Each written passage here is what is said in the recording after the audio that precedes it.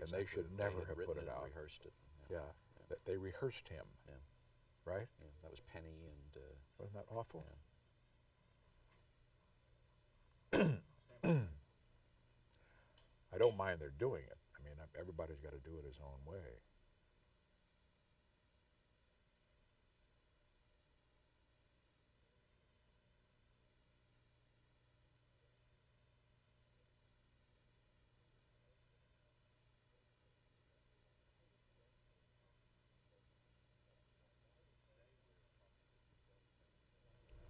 Today we're talking with President Nixon about the subject of the Soviet Union and the West. Mr. President, can we trust the Russians? Well, I recall talking to Manuel Brosio, the former Secretary General of NATO, a great Italian diplomat who served 6 years in Moscow before he came to the United States. And he told me in the late 60s, before I became president, very, very vigorously when many Europeans were clamoring for detente, he said, I know the Russians. They are liars. They are great actors. They are cheaters. And they lie and they act because they consider it's their duty to do so. He says, you cannot trust them.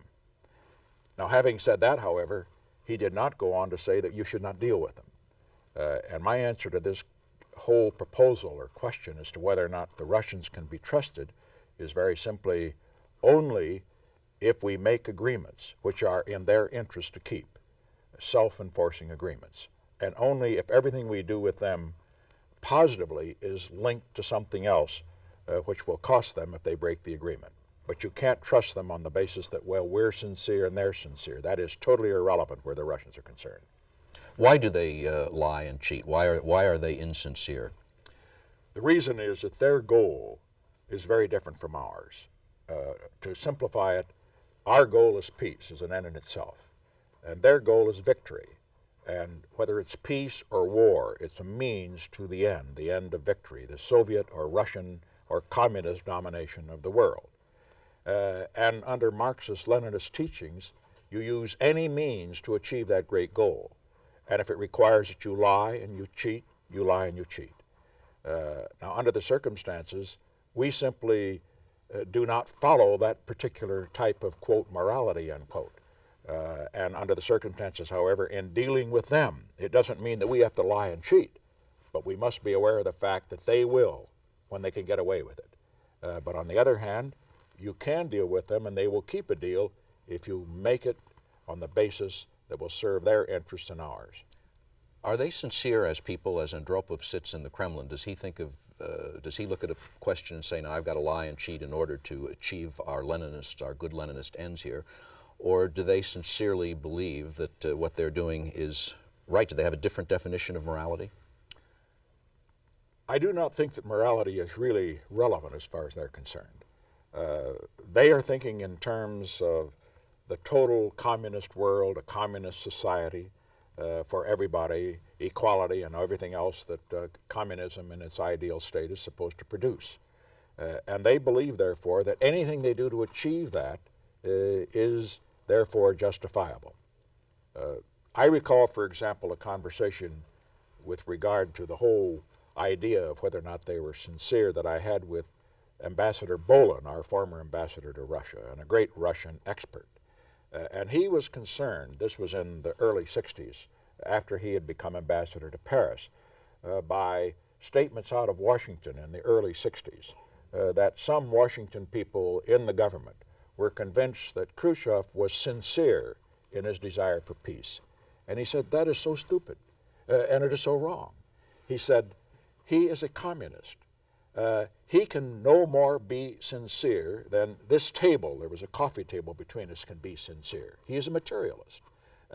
And he will therefore be for whatever is necessary to achieve his ends. Sincerity has nothing to do with it. What do you think about the fairly widespread theory that one of the reasons for the Cold War is because we acted in the post-Second World War period, when we had the power of the atomic bomb uniquely ourselves, that we acted suspiciously and vindictively towards the Russians and towards the Soviets, and that turned them into what they became, that in effect we created the Cold War by our paranoia and our anti-communist Red Scare fears? Well, that is a theory that just doesn't stand up when you examine what happened. We have to remember that the Baruch Plan, for example, offered the Soviet Union the opportunity to join with the United States in the developing of nuclear energy. They turned it down.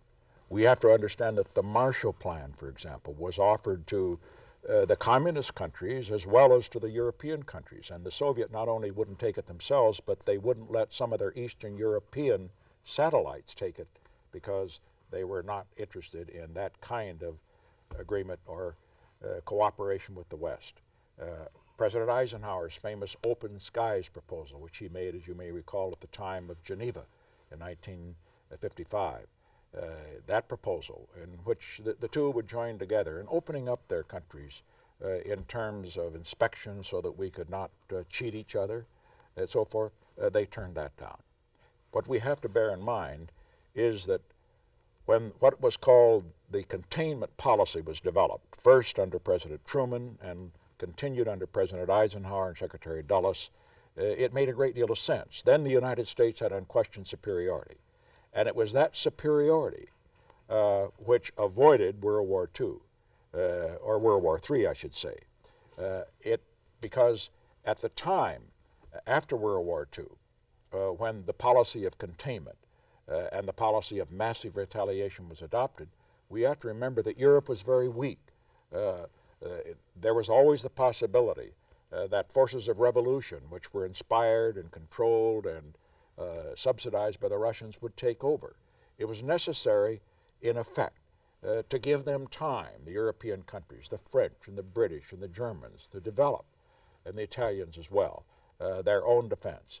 We bought that time through the policy of containment. It made sense. I would just also comment on this whole idea that as far as the Russians are concerned, that we caused them to become as aggressive and as adventurous as they are. They didn't need any help from us. That's the way they are. They say it. They said it even in the period of so-called detente when I was talking with Brezhnev. There's no mistake about that at all. I think we have to have in mind that as far as they're concerned, they have certain goals and they're out to cheat them. No, they have certain goals and they're out to achieve them. I can recall very well people asking me on occasion, what is the situation with regard to the Russians? Is there a chance that we can get them to accept our views, our ideals, and so forth? And then they go on to say, perhaps if we could only convince them that we are sincerely for peace, then they would not be as warlike as they are. Let me tell you, I know the Russians. We don't have to convince them that we're for peace. They know that. We have to convince them they cannot win a war. And once we do that, the basis is set for negotiation that will be responsible on both sides. Do they take advantage of...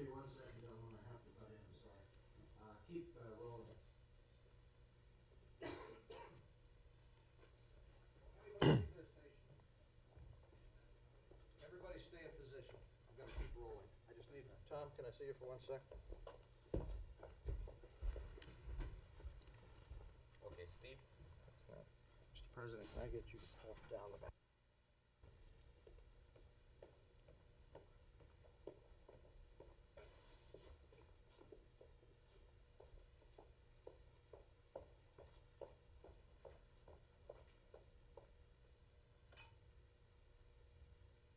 Frank, do you want to lead in on that Yeah. aggressiveness of the Russians? Frank, and then go to the President.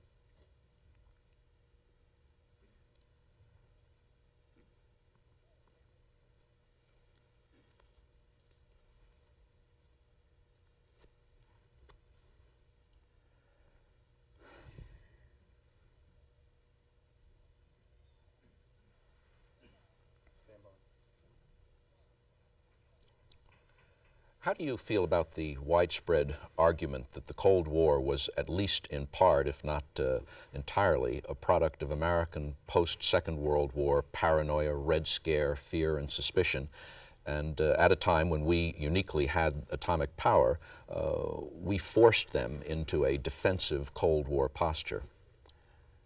Well, I don't agree with that particular theory. It's somewhat similar, incidentally, to the theory that the Holocaust in Cambodia was caused because the United States, which was trying to prevent a communist takeover, brutalized the peaceful Cambodian peasants. Let me say that as far as the Soviets were concerned, they didn't have to be forced to or educated to be aggressive. That is what they believe in, and that is what they have been trying to achieve ever since World War II. Under the circumstances, I think what really happened here is that many people have overlooked, who have this particular theory, how the West really has bent over backwards in terms of reassuring the Soviet Union and trying to get their cooperation. The Brugge Plan, which of course was presented during the Truman's presidency with regard to the sharing of atomic energy and so forth. Eisenhower's open sky proposals. The Marshall Plan itself, which the Russians and the Eastern European communist countries turned down. They turned it down because the Russians insisted that they do. What really happened here is that the United States, in effect, held the ring with its superiority in nuclear power, behind which the European countries, the British, the French, the Germans, and the Italians, the major ones, as well as others, could restore their economies and their strength, and thereby not be, in effect, vulnerable to Soviet subversion. I would just say that, finally, as far as all this theory to the effect that what we really have to do is to convince the Russians that we're for peace and that they will be for peace, that's just nonsense. I know the Russians. We don't have to convince them we're for peace. They know that. We have to convince them that they cannot win a war. We've got to convince them that they cannot win without war. And once we have done that, then we can build a peace that will last, but only then. Do they take advantage of their knowledge that we're for peace? Oh, whenever they possibly can. They, for example, took advantage of President Carter.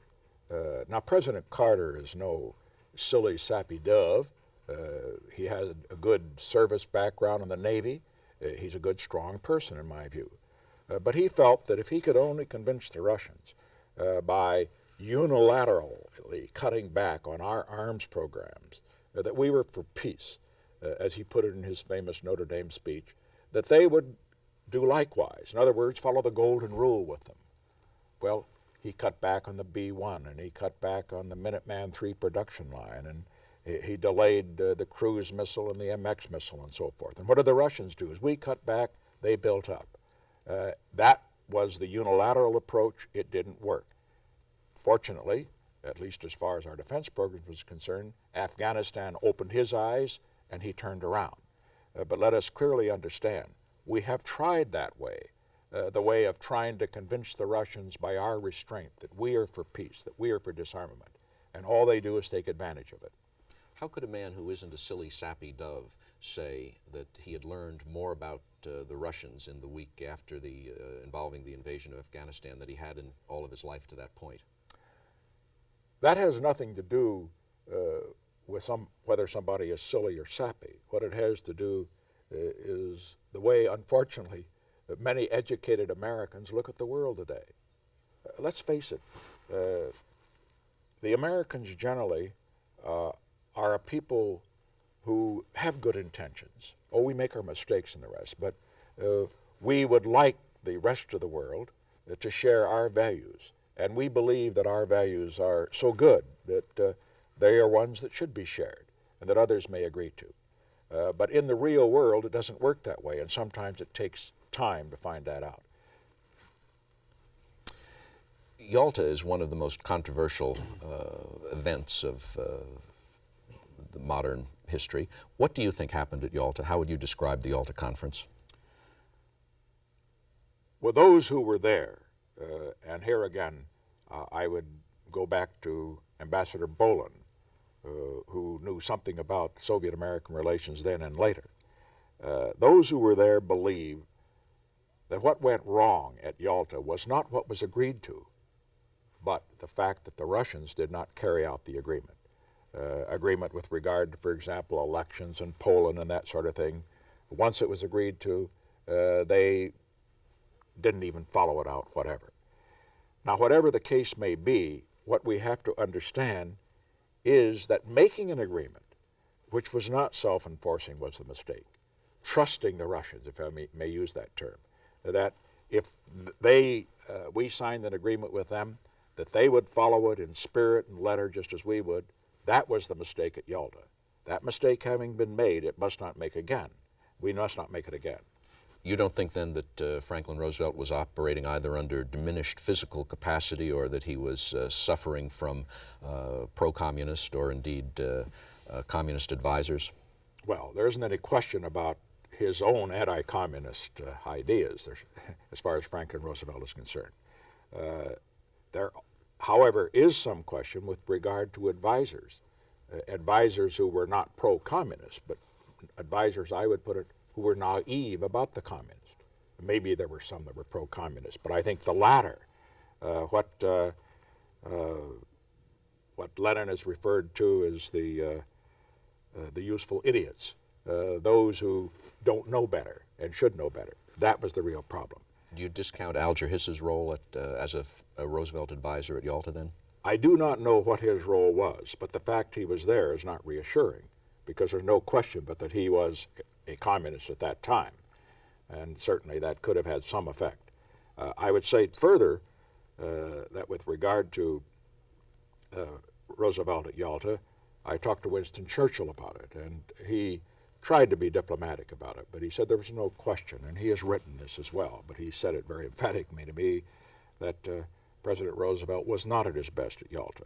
And what happened was that Roosevelt, in effect, joined with Stalin and supported Stalin's views against Churchill. And Churchill fought a valiant but losing battle in attempting to deal with the Russians on a realistic, tough-minded basis.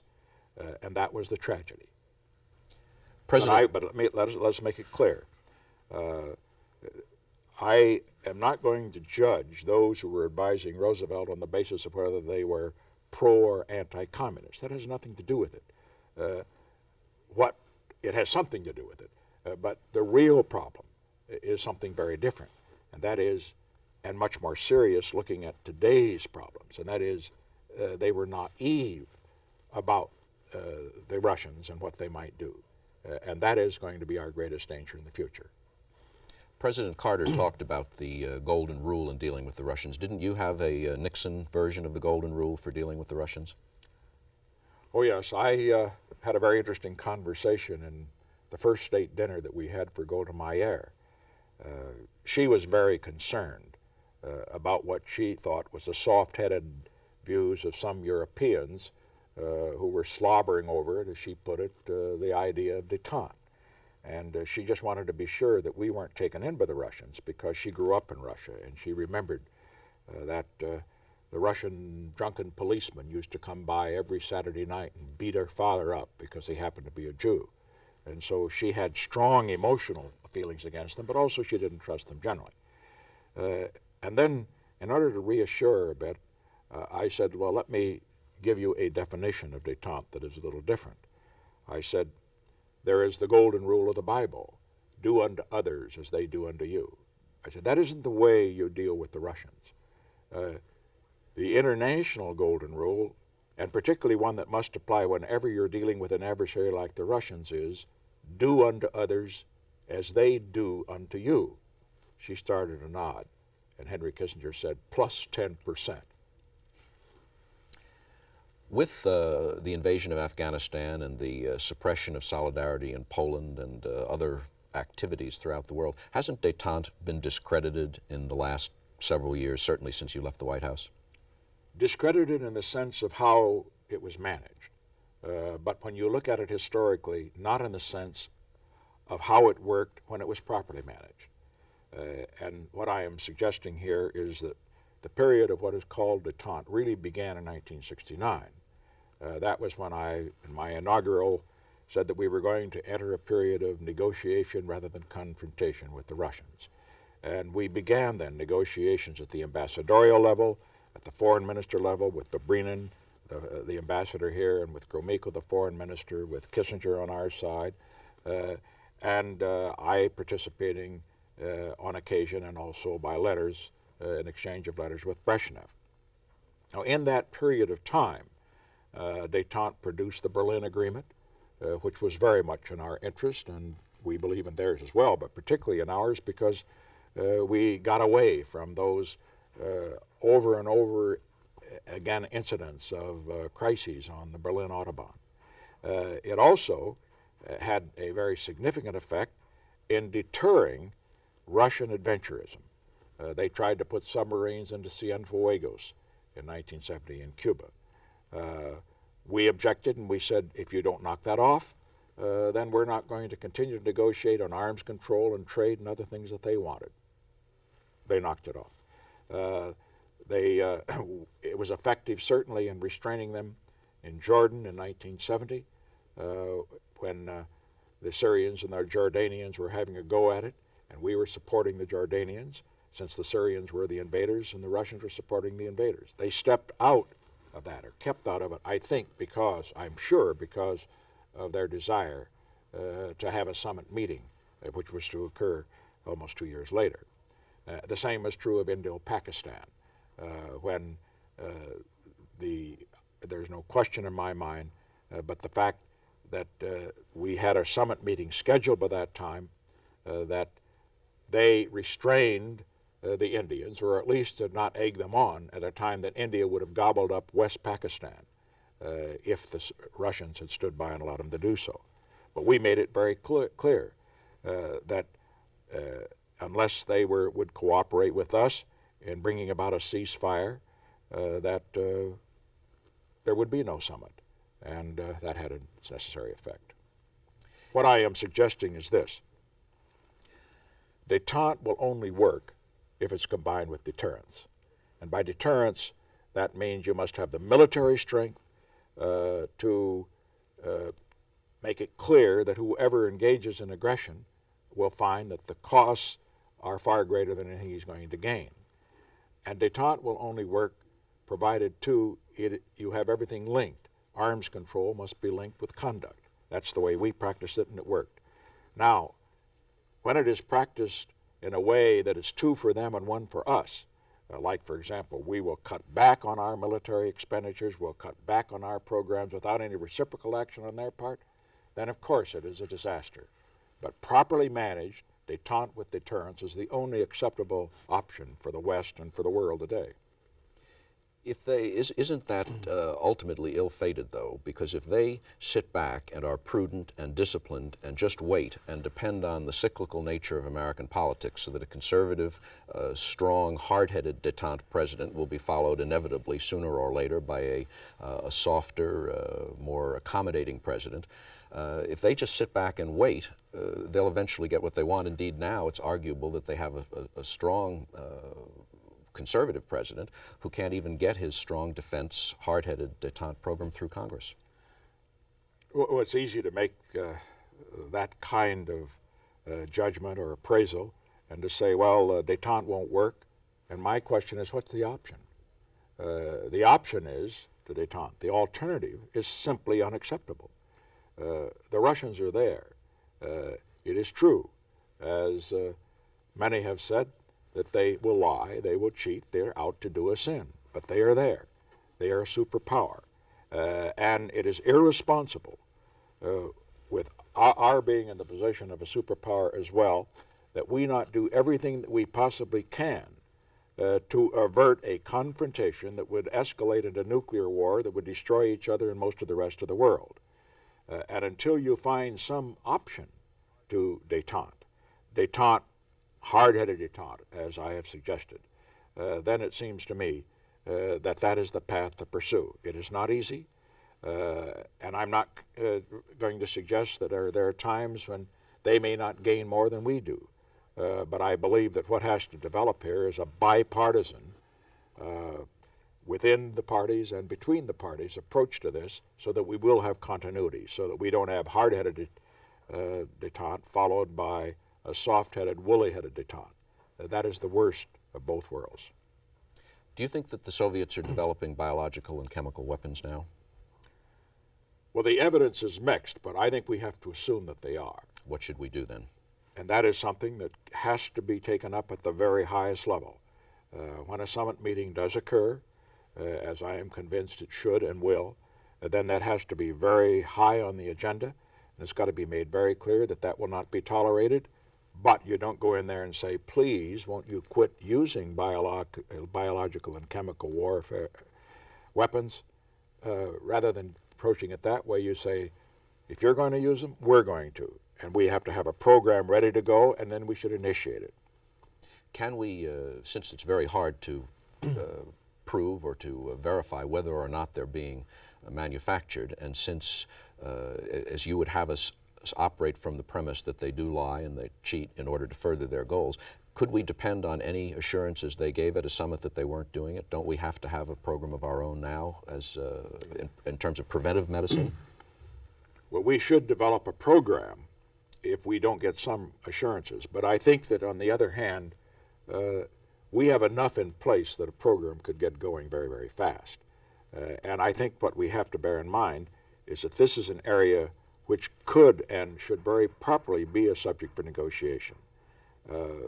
Unfortunately, it isn't possible to have verification in many of these areas.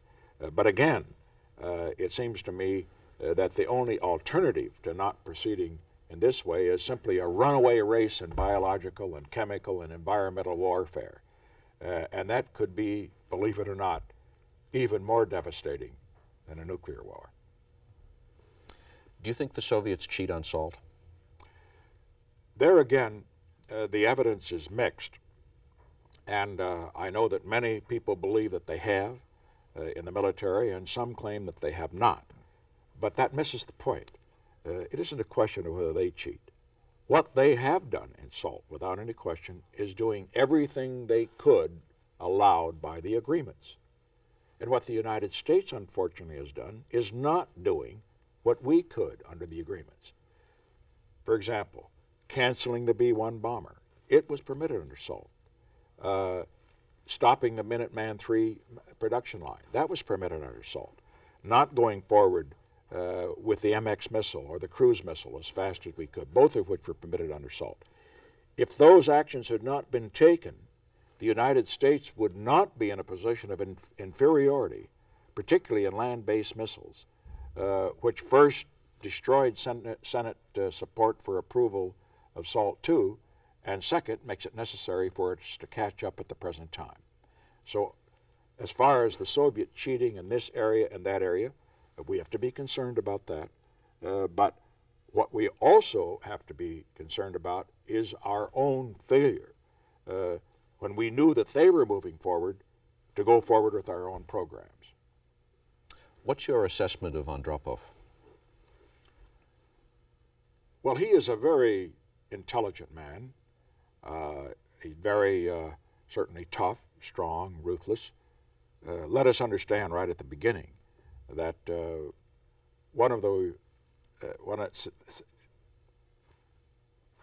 something talking back there. What we have to understand right at the beginning is that all of this really sappy kind of writing that was done after he came into power is a terrible reflection on our media, on some of our so-called Soviet experts, and on ourselves. The fact that a great deal was made out of the knowledge, apparently, that he spoke English, that he was well-mannered, that he was quite civilized, that he liked Western music, that he might even like Scotch whiskey and the rest, as if that had anything to do with the kind of leader he was going to be. It had as little to do with the kind of leader that he was going to be as the kind of observations were made about Khrushchev when he came into power. I remember very well some of the news magazines were pointing out that he spoke poor Russian, that he wore ill-fitting clothes, that he drank too much, and therefore that he was going to be a very ineffective and poor leader, not in the league with Stalin.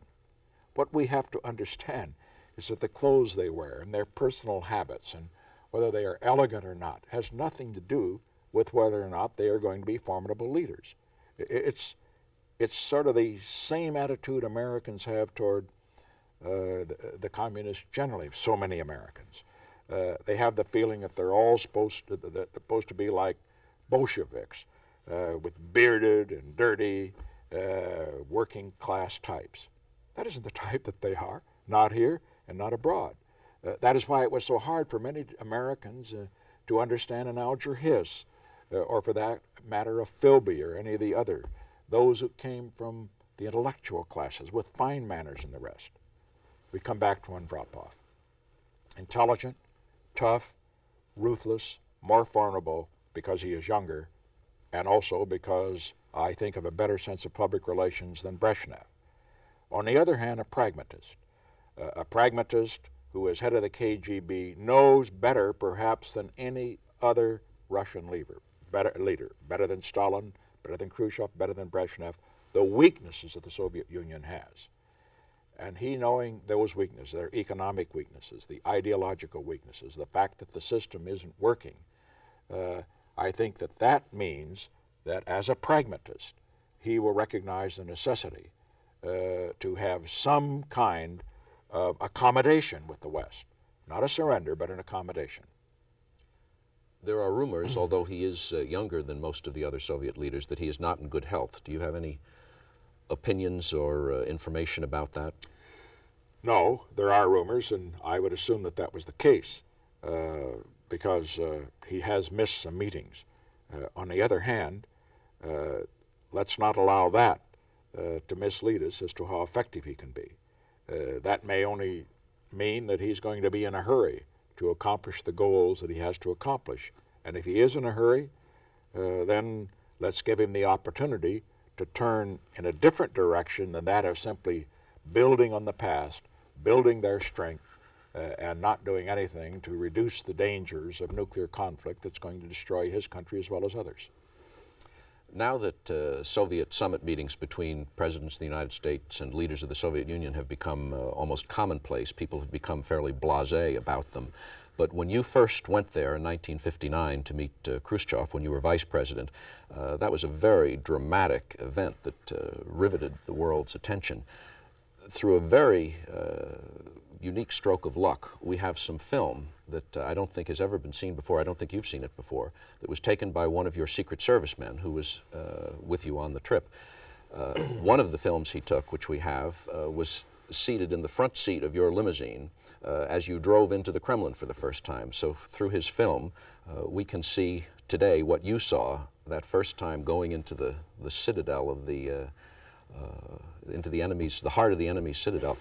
As we see that, do you recall any of your thoughts? Are they going to put it on? Oh.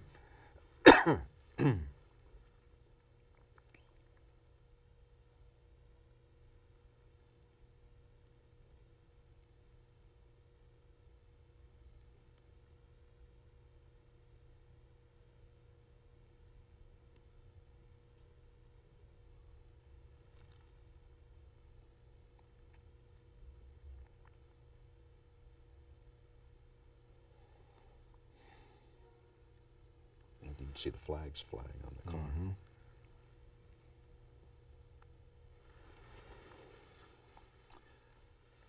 Well, this was my first visit to Moscow, and I've made 5 since that. I remember that I was extremely well prepared because this was the first visit to Moscow of anybody of my rank. President Roosevelt went to Russia, but that was in Yalta, in the Crimea, not to the Russian capital. I had heard about Khrushchev. I knew that he was a very, very capable, tough, unpredictable leader who would test my mettle and who would be taking advantage of any lack of knowledge that I might have. And so consequently, I was looking forward to seeing him, to see what made him tick. What were your goals? What did you want to accomplish by the trip? Well, I was there actually to open an American exhibition, which was the first one that was being held in the Soviet Union, and one that had had a very, very great impact. The tickets were being scalped. That is done there as well as it is here. And the Russian people were very, very impressed by the exhibits they saw. so impressed that TASS had several articles before we got there indicating that this exhibit was really not indicative of what life was really like in the United States, but only of how the millionaires lived and that sort of thing. So I knew that I had to lay a little of that to rest. So I was prepared to make a speech, and I just assumed that as far as Khrushchev was concerned, that I would listen to his views. I was not president. I could not negotiate with him, but I would listen to his views and, to the extent possible, reassure him as to our own motives where he may have had misinterpreted them or misunderstood them. Well, as it turned out, it wasn't quite as peaceful as it was predicted it might be. I must say, however, that I had done a great deal of homework, and I was prepared to talk on any number of issues that he might raise, and I found finally that he raised every issue there was. Again, thanks to your Secret Service man, we have some film of your first meeting with Khrushchev in the Kremlin.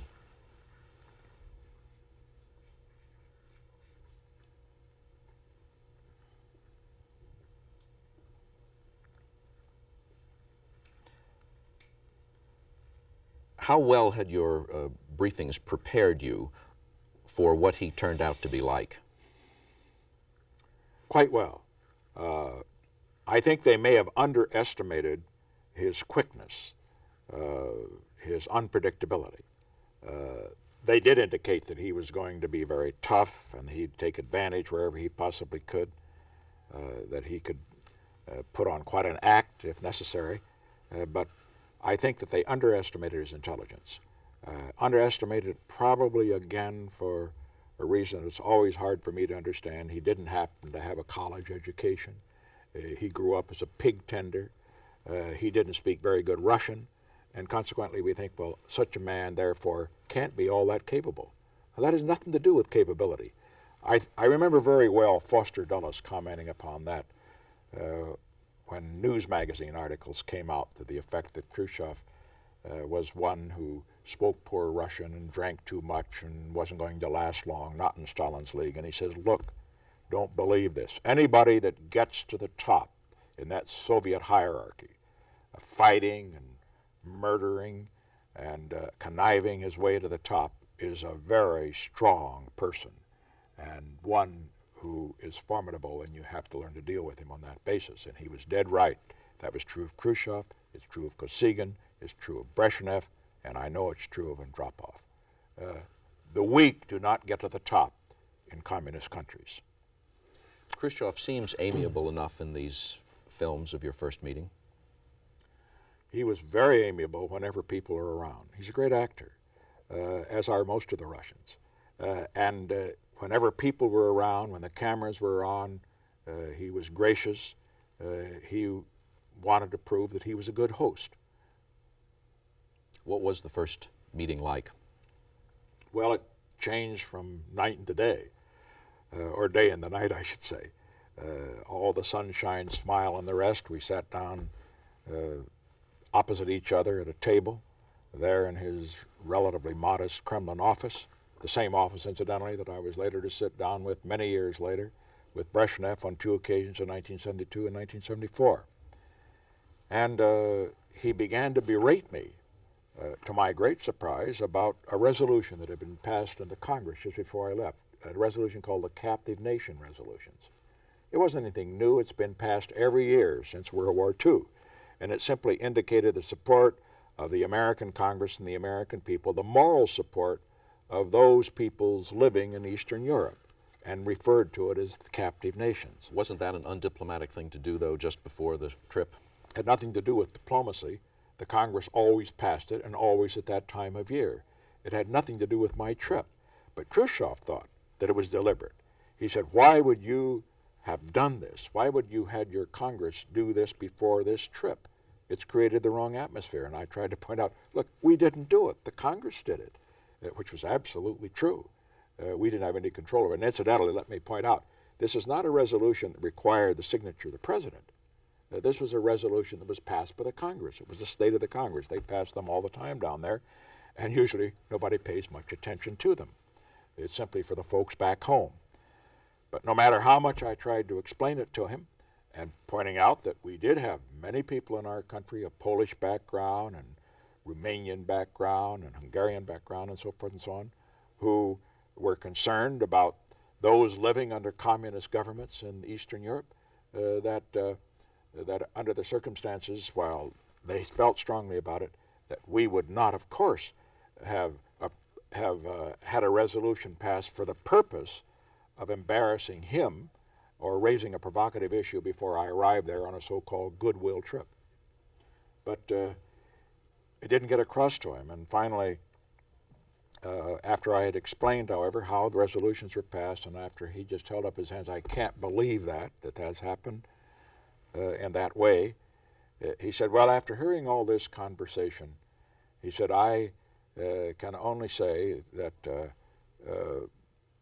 as far as the resolution substance is concerned, it simply has no basis in fact whatever. Let me think a minute. I'm trying to shorten this down. He said, after hearing all this conversation about the resolution, about the captive peoples, and about how it was done, he says, I have only one reaction. And then I said, what is it? He said, this resolution stinks. It stinks like horseshit, and there's nothing that stinks worse than pure horseshit. Well, the translation was made, and by Trojanowski, the translator. He blushed as he did it because at first he wasn't going to do it, but our ambassador, Tommy Thompson, was sitting there, and he smiled when he heard it in Russian, and Trojanowski had to translate it exactly as he said it. And so I remembered that when he mentioned horseshit, when I'd grown up in California, grew up in an agricultural area, that a neighbor one time had a load of pig manure brought in, and the stench was overpowering, much worse than horse manure. And so I said, well, I'm very interested to hear what you say, but I have to disagree on one point. And his ears perked up a bit. He said, there's one thing that smells worse than horse shit, and that's pig shit. He said, well, you may be right on that, but you're not right on anything else. Your relationship only went downhill from that high point, I guess. Well, it went down for a while. We went there then from the Kremlin after this meeting, which was just a hammer and tongs. That was only the prelude of what was to come later. And although the rhetoric wasn't quite as, shall we say, earthy later as it was on this occasion, it was really tougher because we began to talk about things that were a lot tougher than manure.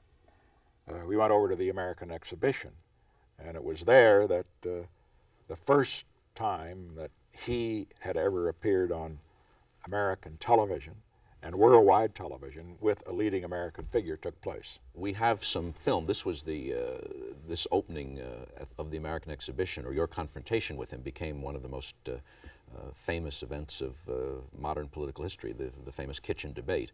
We have some film of you and Khrushchev in that kitchen debate.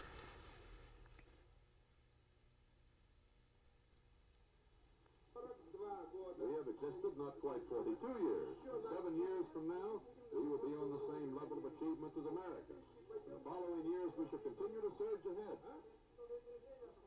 And when we shall overtake you at the crossroads, we should reach you.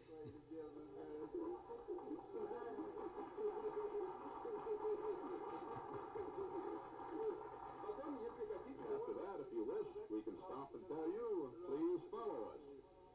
As to the question of social system, if you want to live under capitalism, go ahead and live. This is your business. This is your internal affair. It doesn't concern us. We can only sympathize with you, but after all, if you don't know how to live, live as you know.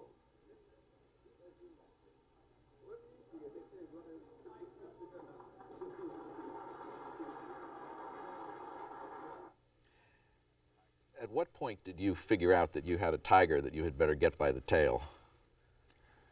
Well, I could see that he felt that he was really playing to his audience, and he was not thinking, however, that he was playing to an American audience then, because this film that you just saw, or that we just showed, was there as an exhibit.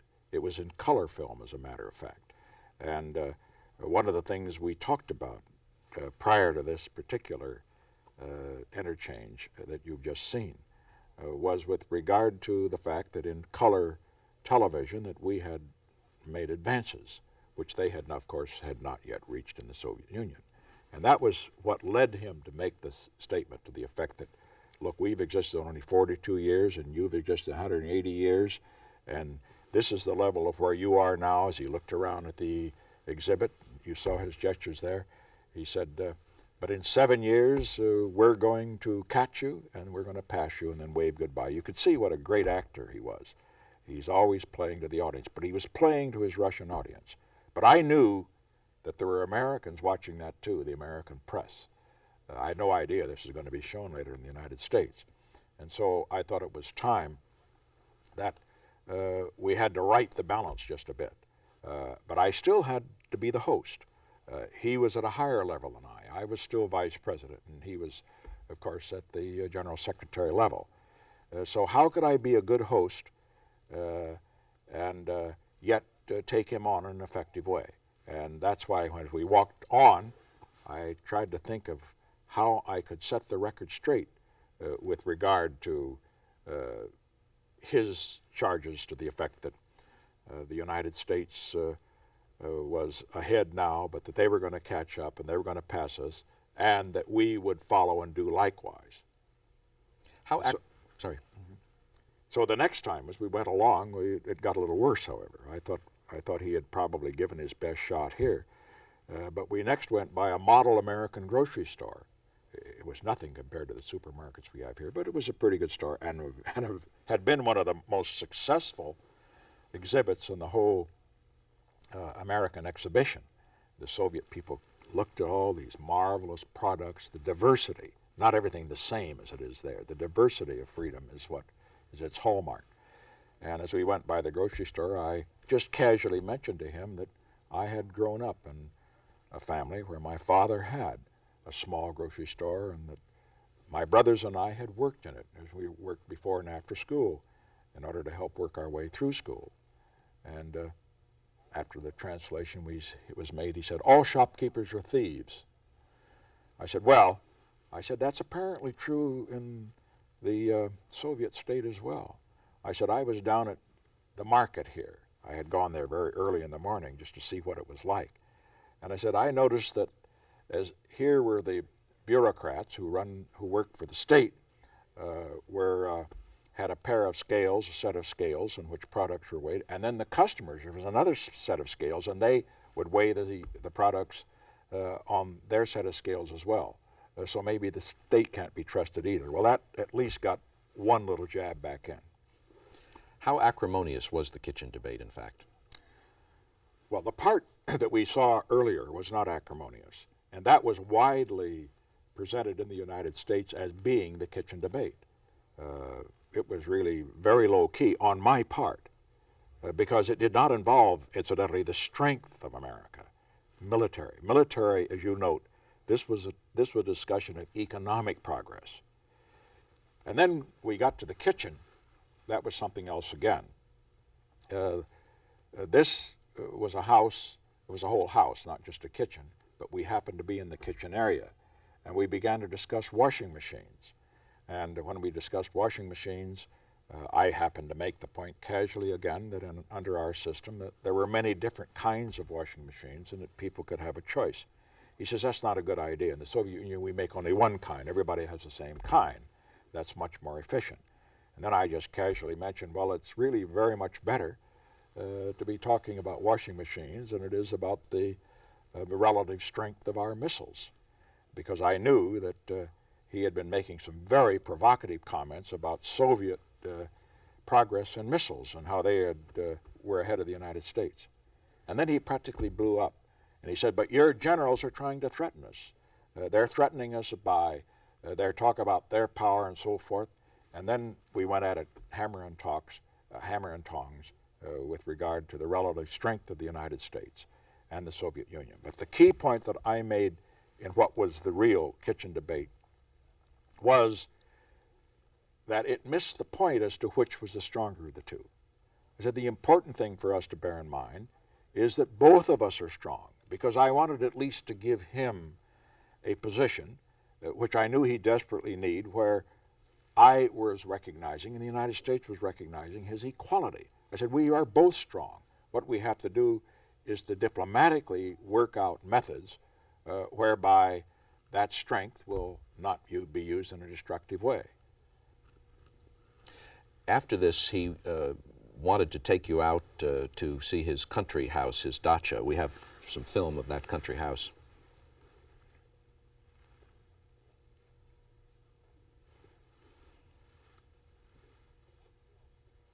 Do you want to describe your first Well, that impressions film, of it? incidentally, brings back many memories. It does not really capture the beauty of the house, its location, and its size. It's actually bigger than the White House. It was a magnificent former residence of either a czarist noble or perhaps one of the czars themselves had lived there. But the new czars, they lived as well as the old. As a matter of fact, I think there was a story, probably apocryphal, to the effect that Brezhnev was showing one of these beautiful dachas to his mother, and she was remarking about how nice it was, and she says, but what if the communists come back? But in any event, the situation with regard to this particular dacha was concerned was that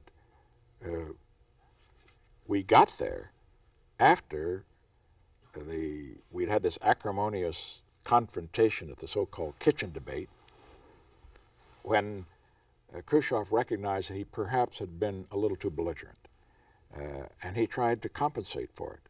And so after we'd had a luncheon in which we threw our glasses into the fireplace and shattered them after drinking champagne, and he was simply as hospitable as he possibly could be. He said, you really have got to go to the dacha. We had been scheduled to meet for lunch there the following day. He said, you've got to go there and spend the night. It's much cooler, much more pleasant than in Moscow. So he insisted we go, and that's why we arrived in the evening. And then he arrived the next day. When he arrived, he took you on a boat ride, and again, thanks to your Secret Service man's film, we can see some of that boat ride, which looks more like in some aspects, it looks more like a campaign trip than a pleasure trip.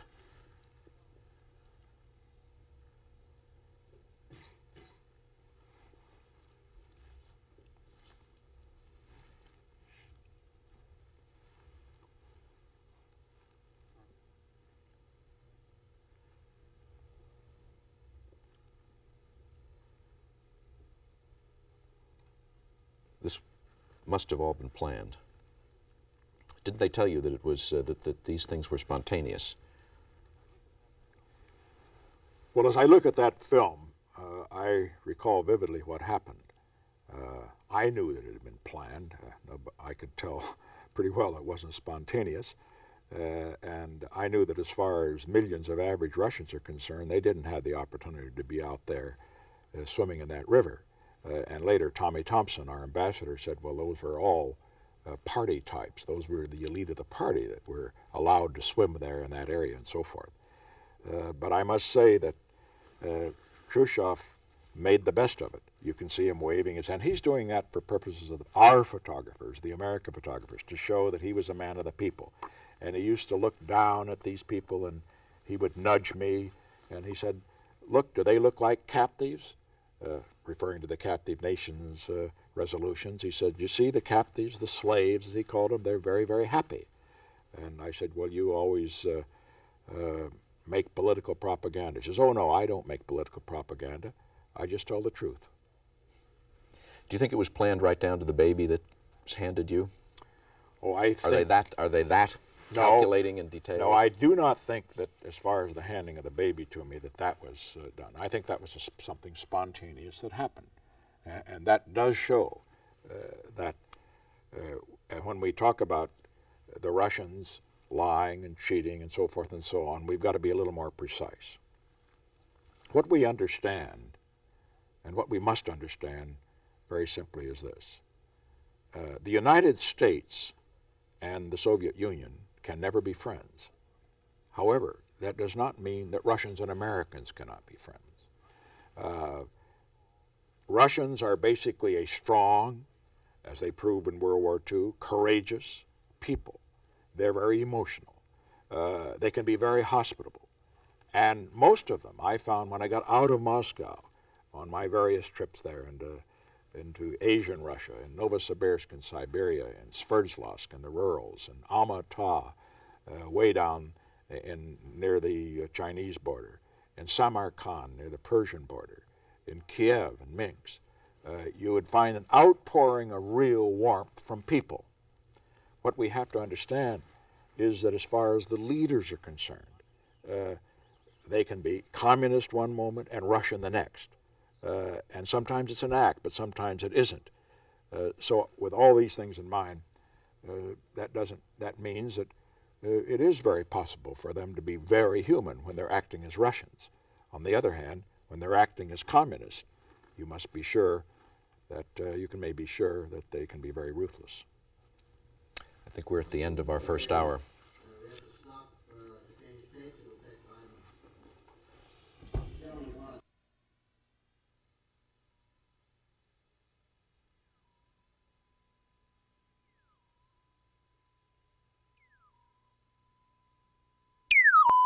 I agree. No, most of them. Who are they? Well, there's a few exceptions, but No, but who are they? I mean, Today- you stop to today see there them, they're aren't, all programmed and packaged the same way. Chuck Percy. See, there's an exception to every rule. Well, you take George Bush. I mean, he's not an interesting person. Interesting person, isn't that it? That's what people. Glenn? That's what. Glenn is an interesting. Well, that's their big problem on their side. The only one I who's don't got think- potential, I think, there is Hart.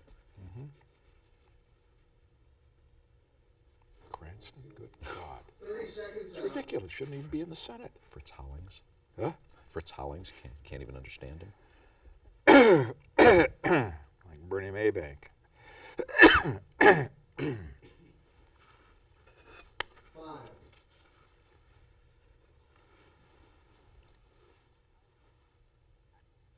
How acro. I want to take that again. Let's get over to the French side. You got to kill him, sir. I think the hair thing, they should be done properly, but what I was thinking with Downey, it looks so artificial. All pasted, you know. He's got a bad hairdo, man. I think. 2. How acrimonious was the kitchen debate? Did he get mad at you? Did you get mad at him? No, I do not think it was a question of anger, certainly not on my part. After all, I was the host, and I didn't want to have an international incident on a goodwill trip, which this was supposed to be, basically. You had to suppress that because you were the host, but did it annoy you? Did you feel that he was going outside the bounds of propriety or protocol, or were you just fascinated by it? More the latter. I really expected him to be, as I said, very unpredictable and going to take advantage all the way that he possibly could. I recall one of the favorite anecdotes of Chancellor Adenauer. He said that Khrushchev was trying to bully him when Adenauer had been in Moscow. And when Adenauer made what Adenauer thought was a very reasonable proposal, Khrushchev said, you can go to hell. And Adenauer said, well, if I go to hell, you'll be there to meet me when I get there. And what he was really trying to tell me, Adenauer, by that anecdote was, don't let him get away with too much. And so what I had to do was to find a way to respond, but a way to respond without creating an international incident, and also one that would maintain my hospitality as a host. And I think I finally was able to accomplish that fairly well. Do you think he was genuinely out of control, or was he calculating the effect of what he was doing as he was doing it? No question about the latter. He is a man that does not lose his temper. He uses his temper, and he did throughout. He puts on a show, but he is cold when it matters. He's also one who never really is under the influence of alcohol, or wasn't when he made any decisions. He was a pretty good drinker. But when it really mattered, after we had lunch and later, whenever we were having any substantive discussions out of the dacha, we sat there for 4 or 5 hours, 5, 6 hours, as I recall, and he sipped hardly anything at all. When it really counts, he's cold, sober, and when it really counts, as I say, he is not one that lets his temper run away with him. He was very calculating, and so he was deliberately probably trying to provoke me, but also trying to show off for the great numbers of the American press were there, his belief that the Soviet Union, if it was behind the United States economically, was going to catch up because its system was superior. He believed that then. And second, that as far as military strength is concerned, that he had missiles on the way that were going to give him superiority over the United States. Because the actual kitchen debate was spontaneous and unexpected, there is only the briefest 7-8 second film clip of the two of you standing at the rail looking into the kitchen. That became a fairly famous photograph or picture because of some of the other people involved. Well, that was where the real kitchen debate took place, not before the television cameras in the television studio that had been set up earlier that we've already seen. And there, as you will note from the photograph, you will see the man standing on his left is a young party worker. His name was Brezhnev. I didn't know till I met Brezhnev in 1972. I didn't know until then that Brezhnev was the man that was in that photograph. Because when you go to the Soviet Union, at least at a high level as I did, you don't talk to anybody but the top man, or two men, if the case might be, if there's another one like a Kosygin along with the Brezhnev that you talk to. When I talked to Khrushchev, except for an occasional word with Mikoyan, one of his deputies, I didn't talk to anybody else. And so Brezhnev was there, and I wasn't even aware of who he was. He didn't peep once during this whole conversation, but he watched it very, very closely and was fascinated by it, as I'm sure most everybody else was. You had done a lot of studying of Khrushchev, and you talked to Macmillan and Adenauer and Dulles, and pored over CIA and State Department profiles of him. Do you think he'd studied you? Do you think he'd done the same? Well, I'm rather confident that he had. Not quite the same in one sense, though. He was going certainly to do that when he went to see President Eisenhower, and that trip was being laid on right while I was there in Moscow. But I was, after all, one that he knew was not able to negotiate with him. But I think he knew something about my background. He knew that I was a lawyer, for example. He knew that I had grown up in a relatively poor family, although he never liked to admit that I was as poor as he was at occasion. And he knew that I'd been in the Congress, and he also knew that I had a reputation as being an anti-communist, because he used to say to me, he said, you know, you don't know anything about communism and so forth, except the fear of it. The fear of it, yes. That was an exchange in the first debate, wasn't it? That was in the first debate. But when you come to the second you told him he mustn't be afraid of ideas. Well, no, what I said was something a little different from that. I said yes, I indicated that there should be an exchange of ideas. And I said, after all, and this is what really set him off, I said, you don't know everything. And then he snapped right back, well, you don't know anything except about communism, except the fear of communism. Coming back, though, to the kitchen debate, there, after having talked about the relative progress in color television and the first controversy, and then after having talked about shopkeepers being thieves in the second, when we looked at the model grocery store, and after having talked about washing machines at the earlier part of the so-called kitchen debate, we finally got down to what this whole visit was about, as it finally turned out, and that was the relative military strength of the United States and the Soviet Union. And it was there that he insisted that as far as their missile strength was concerned, that they were strong. He accused us, the United States, of attempting to use our strength in order to blackmail him and bulldoze him and so forth and so on.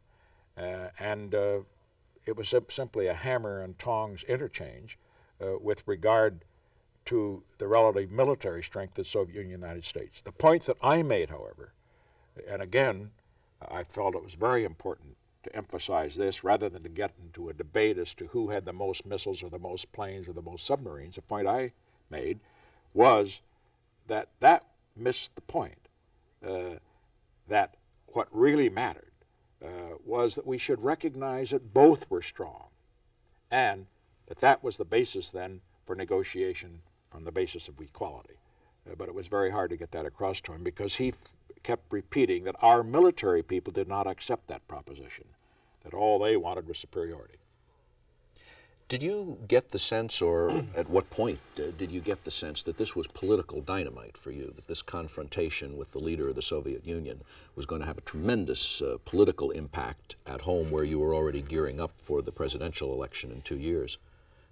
No, I didn't have that feeling at the time. Frankly, all I was doing was simply counterpunching. I wasn't going for a knockout. And under the circumstances, therefore, I didn't have any time to think about whether it's going to have some political effect in the United States. I just wanted to be sure that I properly represented the views of the administration, the views of President Eisenhower, and the position of the American people in this first historic meeting with the leader of the Soviet Union. And also that I did not get engaged in, and I repeat again, to meeting him on his ground, of arguing about who had the most, etc., and who threatened the other, but trying to put it over on our ground, that was beside the point, that we both had to recognize that we were strong and respect each other for that strength, and then negotiate on areas like Berlin, which was then the major subject of confrontation between the two. At the dacha on the river after the boat ride, you came up and saw a long table set under the trees for luncheon, almost a Chekhovian scene, peaceful, bucolic. And as the luncheon progressed, he began an eerie nuclear confrontation. Well, before the nuclear confrontation evolved, we should point out that he was the perfect host. He joked with Mikoyan, who was seated beside Mrs. Nixon, and he noted that Mikoyan was talking to her, and he said, "Look, you crafty Armenian, don't you try to monopolize Mrs. Nixon." And then he drew his line across the table between Mrs. Nixon and Mikoyan. He said, "Look, this is an iron curtain. Don't you step across it. She belongs to me." So I thought this was going to be a very pleasant meeting, and that after we finished our lunch, that he and I would probably go to one of the conference rooms in the dacha and have a meeting. But it didn't work out that way. The conversation went on and on. Incidentally, we were well prepared for it, however, or at least I say that we were fortified, because one of the earlier courses was a great delicacy. He described it to me as being a frozen Siberian white fish. And he said that it was Stalin's favorite fish because it gave him steel in his backbone, and he took a couple of helpings of it, and I took a couple of helpings as well. I think it helped us both to survive 4 hours of conversation, which was toe-to-toe all the way. Wasn't this fish that in fact was raw and had rotted, and that one of the reasons it was supposed to put steel up your backbone was because if you could stand the smell, that you could stand anything? I didn't notice the smell particularly. All I noticed is that we loaded it down with onions, and it didn't make any difference how it tasted. How do you handle when you're, say, in the Mideast and a sheep's eye is presented to you as the guest of honor? Do you eat it with relish? Eat it, that's right. Or with onions? That's right. Eat it with relish. I've eaten sheep's eyes in China, as a matter of fact. On one occasion, I recall having their famous Mao Tai. It was green. And after I had had some of it, this was in one of the provinces, my host, with a delightful look in his eye, said, well, that had snake's venom in it. So. Did it make you meaner? No. Have you had Rocky Mountain oysters? Oh, yes. I've had that in the United States, in the Ozarks. And incidentally, they're very good. They taste like scallops, really. I mean, they're very nice. What happened during this dacha conversation? Well, what happened was that after we got past some of the amenities at the beginning, he then began to carry on where we had left off in the so-called kitchen debate about the relative strength of the United States and the Soviet Union. And I think, well, we went into a number of areas. Insofar as missiles are concerned, he made, to me, what to me was a very, in a way, frightening statement or observation. He said that he favored developing missiles and relying on them rather than airplanes. He said the difficulty with airplanes and using pilots to drop bombs is that you have the human factor, and sometimes a pilot might not want to drop an atomic bomb. He says with missiles you don't have that human factor, you just fire them. It's much more impersonal. Then he went on to say that he had no use for navies, whatever. He said in the missile age, he said navies are going to become obsolete. He said ships will simply be fodder for sharks. He always spoke in very colorful terms. The same was true of aircraft. He said as far as aircraft are concerned, they're going to become irrelevant as well. He says they'll just be sitting ducks for the missiles that we're going to develop. So he talked in pretty frightening terms, incidentally, with regard to missile strength and the rest. What were your impressions of the Soviet people that you met on this trip? You're talking about the leaders? No, the people themselves outside of the... Well, I think I have often made the point that when we talk about communist leaders and the people who live in the countries that they lead, we must always differentiate. As a matter of fact, you've got to take the leader and look at him as two people. He is a communist, and in the case of Russia, he's a Russian. And sometimes he acts like a Russian and sometimes like a communist. You must have in mind always that when things really count, he's going to be a lot more communist than he is Russian. Were you prepared for the reaction that you got in Poland on your way home? No, not at all. In fact, we didn't expect any kind of a reaction at all in Poland because we had understood before we stopped there that the Polish government had not published the parade route, the motorcade route, I should say, from the airport to the guest house that we were going to stay in. And it was a Sunday. We thought that most of the people on their one day off a week would be doing something other than coming out and gawking at a vice president coming in after a trip to Moscow.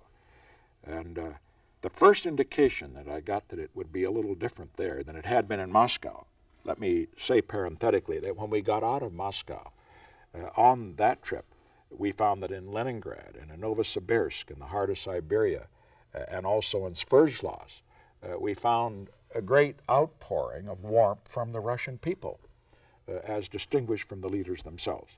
But in any event, the first indication that I got that we're going to be different in Poland was when the honor guard, the Polish honor guard, were loaded on a flatbed truck. And as we were leaving the airport to drive into the city, I saw the honor guard personnel. Some of them were clapping, and some of them were holding up the V sign like that. And I just thought, as I went by them, that they wouldn't be very reliable troops in the event that there was a confrontation between the Soviet Union and the United States. And then once we got into the streets, something hit the side of the car, and I thought it might have been a stone or something of that sort, as it had been in Caracas just a year before. But it was a bouquet of roses. And then flowers began to pelt the motorcade all the way in. There was 250,000 people there, totally spontaneous. Those who observe it, and I agree, while it was not the biggest crowd we have been welcomed by, it was certainly the most emotional that I have ever seen, and one that moved us beyond belief. Were the Polish leaders embarrassed by it? Oh, yes. I think they were very embarrassed and somewhat surprised because they didn't want, not because I think really they would have minded having their people welcome an American in that way, but also primarily because they didn't want to irritate the Russians, because what had happened is Khrushchev had just been in Poland about a few weeks before that. And they had tried to put on a big welcome for him. And it was very amusing that when members of the press asked the people that had thrown flowers into the cars, asked them about it, they said that this time we bought our own flowers. The other time, when Khrushchev came in, the state had bought the flowers for them and told them to throw them into the cars, and some of them didn't even throw them in then. It's the old story, too. You can really tell about the difference between crowds. I remember in 1974, when we went into Cairo, there was a huge crowd, over 1 million people on the way from the airport into the guest house. And they were cheering and chanting and smiling and laughing. And Sadat said to me, he says, they are cheering for you. They're cheering for the United States. He says, you know, we can always get out a crowd, but you can't make them smile. And so it was in Poland. This was a smiling crowd, but not all smiling. I would say hundreds of them had tears running down their cheeks because they were simply moved with joy that an American was there. There's a strong feeling among the Polish people about Americans generally, probably because so many of their relatives live in the United States. What do you think you represented to them? Hope. Hope that they might have an opportunity someday not to have a Soviet-controlled or subsidized government imposed upon themselves, and also respect and affection. The United States to them is a nation that offers freedom, hope. It's what they would like their own country to be. When Khrushchev made his visit to the United States the next year, I think he made it clear on several occasions that you were not one of his very favorite people. Oh yes, he took every opportunity to embarrass me, as the case might be. Right from the time we met in the White House in the Oval Office of the President Eisenhower, he said to President Eisenhower that while he didn't have any question about President Eisenhower's desire for peace, he did have a question about my desire for peace. He didn't say that specifically, but he said, some of the people around you, we don't have that same confidence, and he glared at me in the process. The same was true when we went up to Camp David. We got up there, and we were meeting with President Eisenhower in Aspen, which is the presidential cottage there.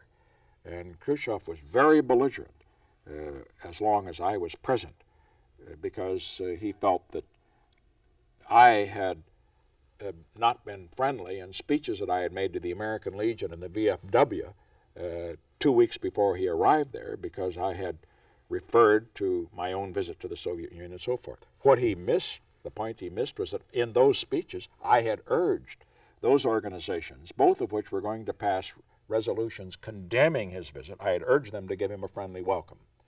But he just overlooked that and considered me to be beyond the pale in that respect. And consequently, President Eisenhower very properly suggested that I not participate in the meetings thereafter, but it was just more of the same then. He was just as tough with Eisenhower as he was with me. The famous Eisenhower smile and so forth didn't work, which was no surprise to Eisenhower. He's a pretty realistic fellow. Incidentally, we had one amusing anecdote in that respect.